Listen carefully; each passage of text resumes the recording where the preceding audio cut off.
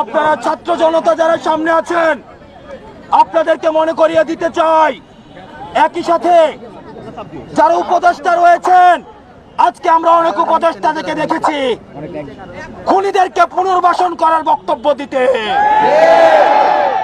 আমরা সেই সব উপদেষ্টাদেরকে মনে করিয়ে দিতে চাই, ছাত্র জনতার অভ্যুত্থানের মধ্য দিয়ে আপনি উপদেষ্টা হয়েছেন।